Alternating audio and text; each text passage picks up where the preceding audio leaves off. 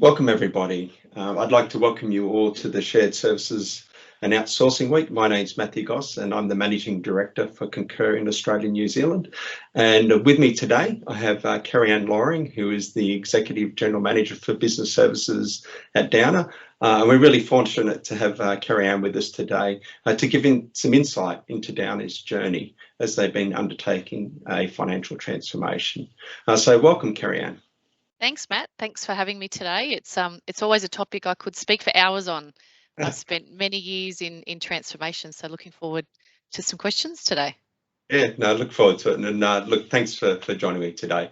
So look, my first question, Kerri-Anne, Downer has recently aligned its financial processes with the aim of achieving scale, synergy and integration across all areas. So what drove Downer to review and optimise the back-end processes? I think the key for many businesses, and ours especially, is to remain competitive in the market. We really need to keep looking at how we improve and simplify. And the real shift for us with that shared services is around that value driving. And our company's been built on acquisition, so we've got a real footprint of many different applications, technologies, and systems and processes. So we really need to synergize those as much as possible and get that scale in the back end. Yeah, and so was there a roadmap in place for the finance transformation prior to the COVID-19 pandemic? Yeah, so for us, the roadmap has really been focused over the last decade around that digital and ERP consolidation. And, we had a lot of aging systems as well as I said, with the acquisitions that we've had. And I think it's been then in the last few years as we've streamlined those applications is really getting into more that process and operating model optimization. So in terms of formal roadmap, it's really been about that technology driving piece at the moment. Okay. And with digital transformation, it can lead to trepidation and resistance. Have there been any challenges in terms of the change management? I think, for me, change is a real big part of our organisation. We reinvent, we pivot, and we're moving. So yeah, look, there is always people don't generally like change, but it's something where if we approach it in the right way, people really do understand the why. And I think once we've got through that and we bring them on the journey, then it's a whole lot easier. Okay, no, that's interesting. And so how has Downer facilitated the involvement of the finance and wider business teams in the change process? So for us, right the way back when I was in our big transformation programs, it's all about bringing some really good change agents from the business, bringing the right people together and not thinking that you can do it from the centre. You actually need to involve the right people in the business. A good example of a small program we've been running is around our P2P improvement. And we formed a working group with representatives from across our business. We did a whole lot of interviews with end users and really making sure from what we're hearing that we then talk about, the why. Why are we doing this? What is the opportunity? And so the involvement is right from the beginning, building out the strategic insights right the way through to forming new solutions. And we try and approach that with everything that we do, whether it's a small technology change right the way through to a large system and solution change. Okay, no, thanks for that. And so how did Downer leverage the technology and support of SAP Concur to facilitate this? Okay, so for us, we've been using the SAP Concur product for almost the last, or more than 10 years, but I was involved in the transformation 10 years ago on moving to a single Downer Group solution with Concur. And we've been building on that. So we've had Spotless come into our group in the last couple of years and we've moved them on. And we've really, been a partner with SAP Concur on, adding on to some of the remit that we use with Expenseit coming on. That was a really, great opportunity for our users as well as even just using our policy audit through Concur now as well. Yeah. And so Downer, so you're currently in the process of updating Concur Expense, so that'll be letting all users submit out-of-pocket expenses. And how has the change management process been with this project so far? Yeah, so that's with our spotless users. So when we brought them on, it was more just around expense, and we're expanding it to the out of pocket. And it's really with the users that are currently users, and then we'll do it in tranches. And we're really treating it as just a small BAU type uplift as we go through. We've also got, the whole idea is that any of these applications like Concur, it's a group solution. And so as we've got acquisitions or anyone else, we just gradually move people on and get that partnering with SAP Concur. Okay, and so what specific solutions has Downer leveraged to streamline its operations, particularly regarding its shared services strategy? So for us, there's a few core technologies that we've put in right across the scale, and I guess we've started with some of the reporting tools, and then we've got Concur, and really just using the product to its extent as well. So that's in relation to Concur, and then more generally it's adding in the discipline around things like our service levels and working through some of those components and how things like Concur help us support that as well. And Kerri-Anne, as you said, we've been partners, for 10 plus years, but I just wonder if you could share a little bit of insight as to what it's actually been like working with the Concur team most recently. Yeah, look, I think for us, it's just the innovation, and it's the relationship and the support that we get, and with obviously trying to leverage off as much as we can as a group solution and move along that journey. So yeah, look, we've always had that good partnering, and for me, having been on the journey 10 years ago, and then now in the last couple of years with things like Expenseit, some of these are really exciting initiatives that have grown the product. So big supporter. Okay, no, appreciate the feedback.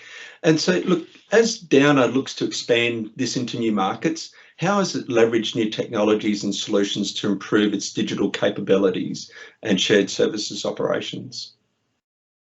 Yeah, I think for us, from a group perspective, it's trying to make sure that we've got products that are as much as possible cloud-based, that they've got really good apps, that they're really simple. We're really looking at products that simplify the user experience. For our operations teams, there's a lot that they have to cover. They're managing safety and zero harm and risk on one hand. They're managing people. That's really what we work with all the time, and then we're trying to manage whether it be expense or other components around financials. So we really need applications that are simple, that are easy to use, that we can get out to all variances of people. And it's not just for us, most of our workforce isn't sitting at a desk. They're out on the road, we're on sites, we're on thousands of sites right the way around in all different industries. So it's really important that we've got apps that can suit the variety of backgrounds. I appreciate the detail of that answer. And so what capabilities or technologies has Downer found essential in terms of continuing to seamlessly deliver shared services into your organisation? I think for us now, we've moved through from, so I guess so much around the technology focus. We've been quite fortunate that we have, in most cases, a single solution for a lot of our, functions. It's then in that more capability set that we're really moving towards around that, metrics and reporting. We've been investing quite a lot in terms of our scorecards and service levels, and really trying to then utilize the technologies that we have to then, build out that side of that with us, and really that partnering with the businesses that we work with, reporting on, our customer needs and making sure that we're reactive to that as well. Yeah. And sort of somewhat related to that, what challenges has Downer faced during the pandemic that's forced it to assess its technology stack and to look to new opportunities or solutions to streamline business? So I get one of the impacts, unfortunately, for the pandemic for us was the New Zealand the transformation. So that had to slow down quite a lot. We had to return our Australian team back from New Zealand and put on hold that ERP transformation. But what that's then enabled us to do is focus on some more of the process side and then just take stock as to, well, how are we going to do this, obviously with a changing landscape around us as well. Yeah, no, thanks for that.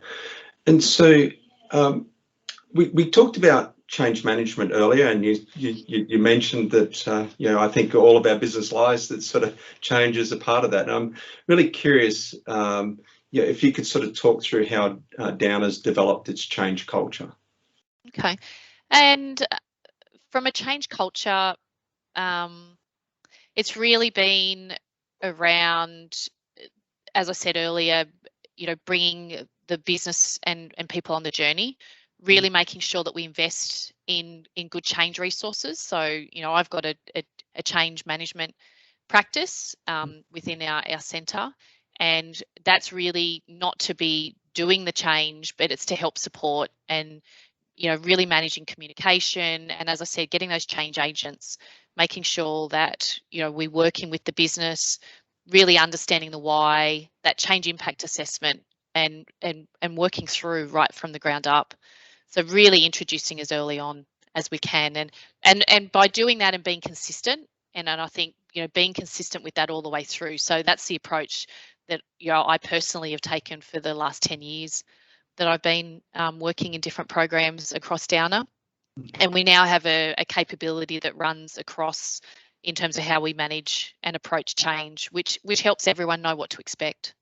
Yeah, it's been interesting the last sort of year or so, and certainly as we've engaged with customers as well, is just the, as we know with all transformations, it's really success is somewhat measured by the quality of the change management, and it's been quite interesting the way businesses have had to adapt that part of their business. So it's interesting to hear that you've got that change management team, and as certainly we've sort of engaged with the businesses similar to yours about trying to really refine that capability to ensure that these programs still can be deployed. So no, I appreciate you sharing your insight there. And so next question. So innovation is becoming increasingly critical in shared services. And so what are the key benefits that Downer hopes to achieve through its digital transformation? Oh, really, in one word, simplify. It's really about simplification. From I said, a user experience set, and then from just a technology stack. With coming into a business where we are so diverse in terms of the work that we do and the customers we serve, we've really got to try and make sure we keep simple our technology and the solutions that we have, and really keeping pace with, there's so much that changes quickly. We don't want to set ourselves up to a quite set roadmap, and then by the time we implement it, it's outdated and we have to move on. I think that's one of the things I've been reading a bit about lately, is you've really got to keep your eye on what's happening out in the markets, and really that some of the technology at the moment is changing so quickly. Yeah, it is interesting in that respect. What we do know is a lot of businesses, when they undertake major digital financial transformations, go back ahead of the pandemic, budget, risk, and now because of the importance of sort of shifting everything to the cloud to give that business resilience, we're seeing a lot of the businesses where they're really focusing on is so that they can leverage drive as much value as possible from that transformation. That is now sort of the priority. So we're sort of seeing things have changed quite rapidly, over the last 12 to 18 months, or specifically the last 12. And so, Kerri, so not all companies will have the resources behind them to undertake a digital transformation. So what are the key lessons that you can give from Downer's experience that would be valuable to other executives to take away? I think start anywhere.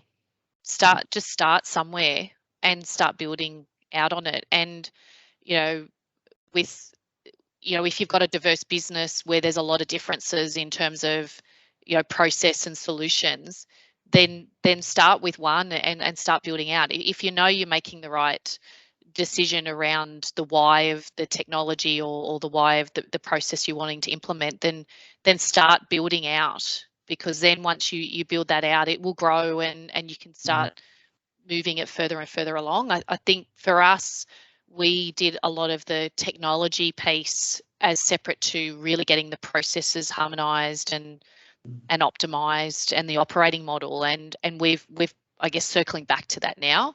Others will bring that together and do it all in one go. I think that's the biggest lesson for me, is sometimes it's just about starting somewhere and getting that momentum, making that work through. For us with Concur, with any of our applications, we've built out on it as we've gone. There's always an interesting discussion if you draw up a box and you ask an executive where they think they're going to land when you deploy a solution, and quite often they'll draw themselves at the end of the box. And I say, no, you're at the beginning of the box. When you go live with something, you really are just starting the journey. Yeah. You want to get to the end of the box, but don't think that when you just roll something out, no matter how great your project is, no matter how great your change plan is, you really are at the beginning of the box. And it's just about how quickly you get to the end of that box. And that's something that we've really tried to learn on as we've spent years and years in the group trying to improve. And we've moved from 7 ERPs down to 1. We've onboarded countless number of businesses. We've moved into different technologies and apps that sit over around the core ERP, and we haven't pretended to think that we can do it all in one go. I think that's the starting point. You don't need a massive budget right from the outset. No, it's definitely a journey. And well, look, Kerri-Anne, I'd like to thank you, for being here today. Look, I'm sure the insights you've given will be extremely valuable, for the people that have tuned in to watch the interview. So thanks very much for your time today. Great to have a chat, Matt. Thank you. Yeah, exactly. Thank you. So much.